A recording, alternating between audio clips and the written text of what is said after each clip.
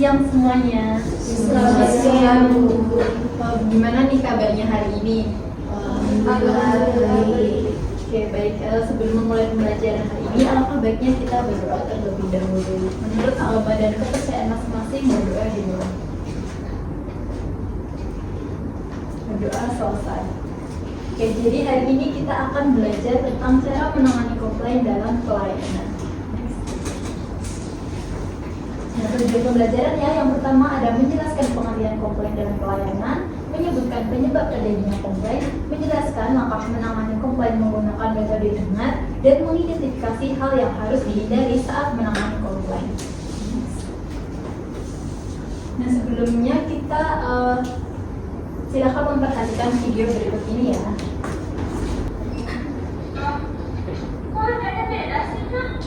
Kan dia langsung tulis pasti diskon. Kayaknya harganya sama. Oh iya, sebentar kan saya dulu ya, Kak. Oh iya, Kak. Maaf sekali, setelah saya cek, ternyata program ini sudah berakhir kemarin dan jalurnya untuk sempat diganti oleh petugas kami. Saya mau tahu dong, kan tulisannya masih ada bilang.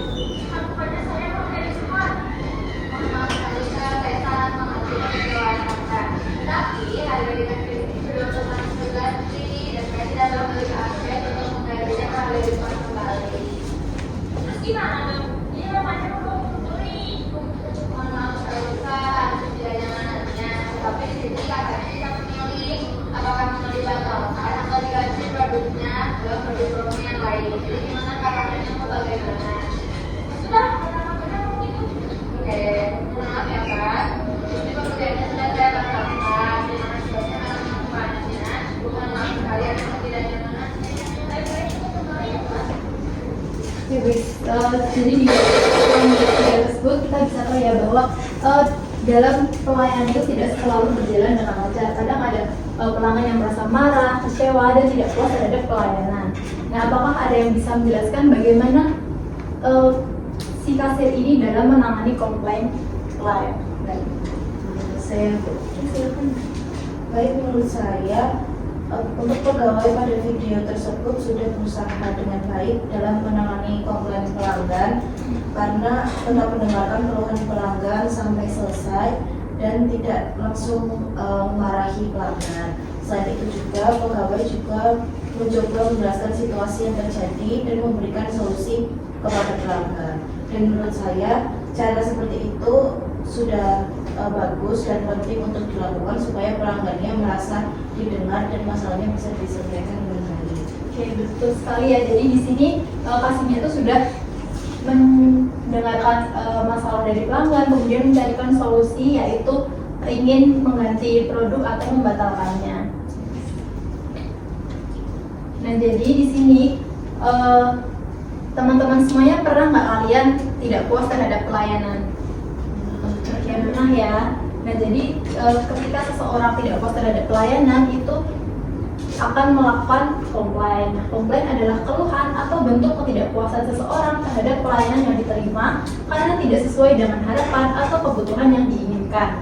Komplain perlu ditangani dengan baik karena dapat mempengaruhi kepuasan dan kepercayaan pengguna pelayanan terhadap suatu instansi atau kantor. Nah, contohnya itu kalau tidak puas dengan pelayanan karena lambat atau salah pemesanan, kemudian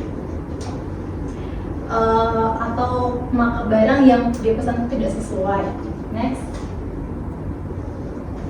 Nah, di sini adalah langkah menangani komplain dengan metode dengar. Jadi D itu adalah dengarkan keluhan pelanggan. Jadi kita mendengarkan keluhan pelanggan dengan baik. Nah, saat mendengarkan kita juga harus fokus, menjaga kontak pandang, kemudian mendengarkan dengan baik agar kita tidak salah dalam memahami keluhannya. Kemudian yang kedua ada E, yaitu empati. Nah, setelah mendengarkan keluhan pelanggan, kita harus berempati dengan masalah tersebut, karena dengan empati pelanggan itu merasa dipahami apa masalahnya.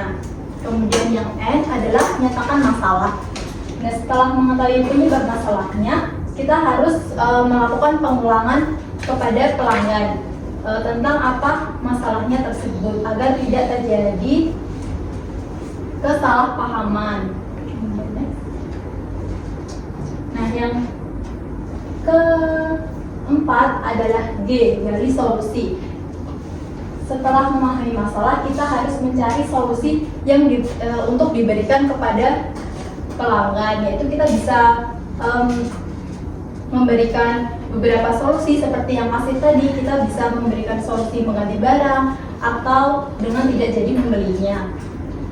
Nah, solusi ini tuh harus adil dan tidak hanya menguntungkan satu pihak saja dan sesuai dengan kebijakan perusahaan.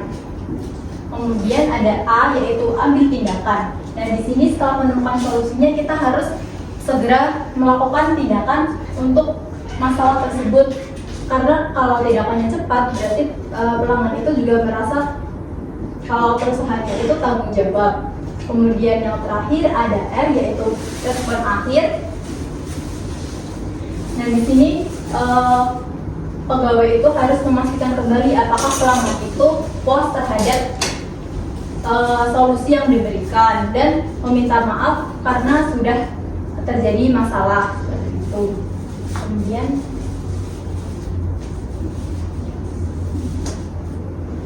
nah, tadi adalah langkah-langkah yang harus dilakukan. Sekarang adalah hal-hal yang harus dihindari. Yang pertama adalah memotong pembicaraan. Kita tidak boleh memotong pembicaraan pelanggan karena ketika kita memotong pembicaraan, pelanggan itu merasa tidak dihargai dan masalah belum tersampaikan dengan jelas. Kemudian kita tidak boleh terbawa emosi, kita harus tetap tenang agar situasinya tidak semakin tegang. Kemudian yang ketiga adalah kita tidak boleh mengabaikan keluhan, karena ketika kita mengabaikan keluhan membuat klien itu kecewa dan kehilangan kepercayaan terhadap pelayanan. Kemudian ada menyalahkan. Nah, fokus utama adalah mencari solusi atas masalah, bukan mencari pihak mana yang melakukan kesalahan. Oke, selanjutnya kita akan melakukan tes benar atau salah. Kuis singkat ya. Yang pertama, mendengarkan keluhan klien adalah langkah pertama dalam menangani komplain. Benar atau salah? Benar. Oke, benar ya. Kemudian next. Empati penting agar klien merasa dipahami. Benar. Benar. Next. Pegawai boleh memotong pembicaraan klien agar lebih cepat selesai. Salah. Salah ya.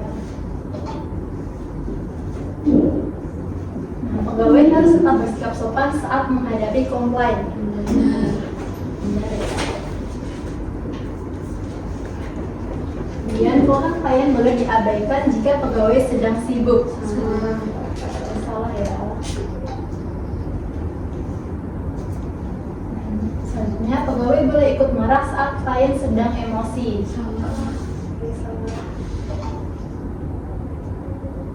Menyalahkan klien merupakan cara yang tepat untuk menyelesaikan masalah. Salah ya. Terakhir, menggali informasi diperlukan agar solusi yang diberikan tepat. Benar atau salah? Oke, udah selesai. Oke, jadi siapa yang bisa menyimpulkan pembelajaran hari ini? Oke, silakan. Kesimpulan dari pembelajaran hari ini itu adalah komplain itu adalah keluhan pelanggan karena pelayanan yang diterima itu tidak sesuai harapan. Jadi saat menghadapi pelanggan yang komplain, kita harus tetap tenang, mendengarkan keluhan pelanggan, bersikap sopan, dan mencoba memberikan solusi yang baik. Selain itu, kita juga tidak boleh ikut emosi, memotong pembicaraannya, atau menyalahkan pelanggan supaya masalahnya itu tidak semakin besar. Ya, hari ini jadi benar ya. Hari ini kita udah belajar tentang cara menangani komplain, langkah-langkahnya, dan hal-hal yang harus dihindari. Jadi kita cukupkan sampai hari ini. Minggu depan kita akan praktik berkelompok 2 orang, satu menjadi pegawai dan satu menjadi pelanggan yang komplain. Cukup sekian. Mohon maaf apabila ada salah kata dan perbuatan. Assalamualaikum warahmatullahi wabarakatuh. Waalaikumsalam warahmatullahi wabarakatuh. Terima kasih, Bu.